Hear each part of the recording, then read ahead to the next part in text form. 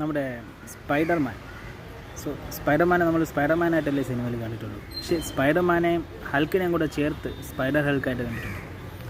കോമിക്കിൽ ഒരു പ്രത്യേക സാഹചര്യത്തിൽ സ്പൈഡർ ഹൾക്കായിട്ട് മാറിയിട്ടുണ്ട്.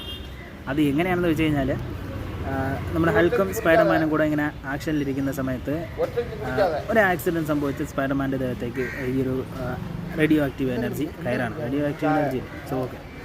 അപ്പോൾ ഗാമ സംഭവങ്ങൾ കയറുകയാണ്. സോ ഇത് കയറിയതിനു ശേഷം പുള്ളിക്കാരൻ ഒരു പ്രത്യേക സാഹചര്യത്തിൽ മനസ്സിലാക്കുകയാണ് സ്പൈഡർമാൻ ഞാൻ ഹൾക്കായിട്ട് മാറിയുന്നത്. അതിനുശേഷം ഭയങ്കരമായിട്ടുള്ള താറുമാറ് പ്രശ്നങ്ങളൊക്കെ ഉണ്ടാക്കും.